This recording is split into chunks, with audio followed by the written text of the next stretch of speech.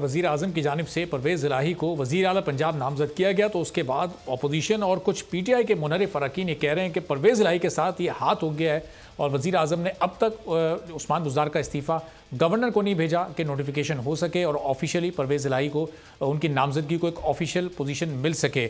अब क्या इसके अलावा कोई और चॉइस इस वक्त, कोई सियासी ऑप्शन बचने का प्राइम मिनिस्टर के पास और हुकूमत को बचाने का मौजूद नहीं था? तो इजाज़ साहब, क्या ये आखिरी एक ऑप्शन था? कोई इस वक्त इम्कान नहीं था हुकूमत के बचने का? वज़ीर आज़म अगर ये कदम ना उठाते तो हुकूमत नहीं बच सकती थी? कोई दूसरे सियासी ऑप्शन उनके पास नहीं थे? और खान साहब तो खुद ये कह रहे थे कि मेरी हुकूमत जाती है चली जाए। फिर ये कदम आखिर खान साहब ने क्यों उठाया? अपने ही वज़ीर आला की कुर्बानी क्यों दी उन्होंने? देखिए, मैं आपसे एक अर्ज करता हूँ जी, 7-8 मार्च को ये तहरीक अदम एतमाद आई है ना, उसके बाद तो इमरान खान ने एक विन विन सूरत हाल को पैदा कर दिया। 6-7 जलसे क्या किए, पूरी कौम की राय तब्दील करके रख दी, रायामा बदल गई और नुक्ता नज़र ही बदल गया पाकिस्तानियों का। और उन्होंने महसूस किया कि मुल्क की सलामती, मुल्क की खुद मुख्तारी, आज़ाद खारजा पॉलिसी कहीं हम अहम है दीगर मसाइल से। और जिस दिन से ये उनके सामने बात खोल के रखी है कि ये एक बैनुल-अक़वामी साजिश है पाकिस्तान के दुश्मनों की, कि वो पाकिस्तान को डिस्टेबलाइज रखना चाहते हैं और उन्हीं लोगों को मुसल्लत करना चाहते हैं जिनका मालो असबाब दौलत नाजायज़, यानी जो हराम की कमाई है उनकी, उन्होंने उन्हीं सेफ हेवन्स में रखी हुई है। और इसलिए यानी वो तो सरे मुँह उनके हुक्म के बगैर नहीं चल सकते, उनके हुक्म के मुताबिक अपनी ज़िंदगी बसर करने में मजबूर हैं। तो इसलिए मैं समझता हूँ कि हम बिल्कुल क्लियर हैं, कौम इसके ऊपर वाज़ेह तौर पे तहरीक इंसाफ के साथ है कि इस मुल्क को एक आज़ादाना और ख़ुद मुख्ताराना पॉलिसी जो है वो सामने रखनी चाहिए। हम अमेरिका हो, रूस हो, यूरोपियन यूनियन हो, फार ईस्ट के मुल्क हों, सेंट्रल एशिया के मुल्क हों, हम खलीजी ममालिक हों, अरब ममालिक हों, मुस्लिम दुनिया हो, सबके साथ एक ऐसा ताल्लुक़ रखना चाहते हैं कि हम सबके साथ बातचीत कर सकें।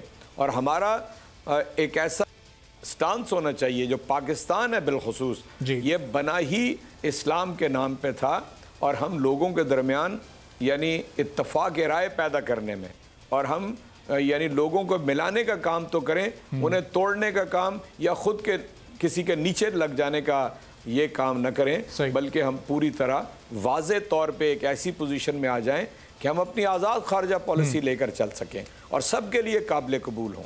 तो एजाज साहब, ज़ाहिर है हुकूमत ये कह रही है बैरूनी साजिश है, बैरूनी मुदाखलत है, और आपकी गुफ्तगू से ऐसा तासुर मिल रहा है कि आपके इत्तेहादी भी इसको बखूबी समझ रहे हैं।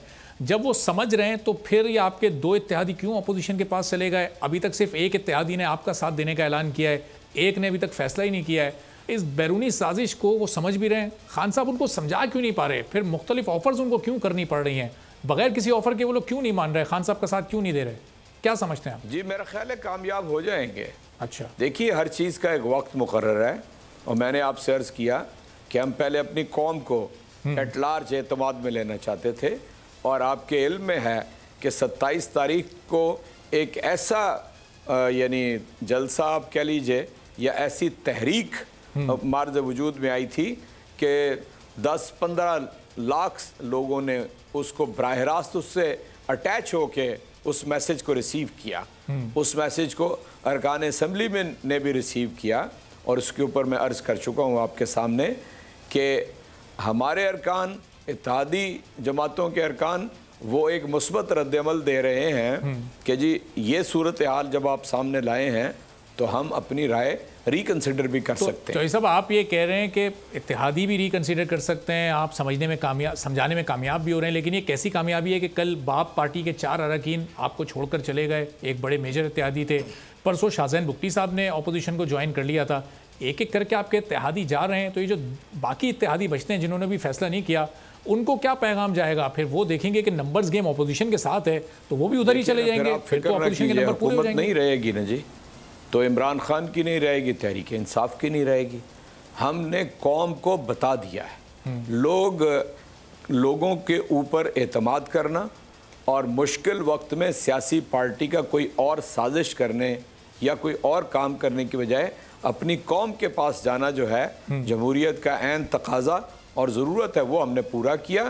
اس کے باوجود بھی لوگ اگر کوئی دوسرا فیصلہ کرتے ہیں یا دوسری رائے رکھتے ہیں تو ہم ان کے اوپر کوئی قطعاً نہیں لگا سکتے, ہم ان کے اوپر کوئی زور زبردستی نہیں کر سکتے, ان کے ضمیر کو اپیل کر سکتے ہیں, ان کو دلیل سے قائل کر سکتے ہیں, حالات کی مکمل آگاہی دے سکتے ہیں. یہ فرض ہم سر انجام دیں گے.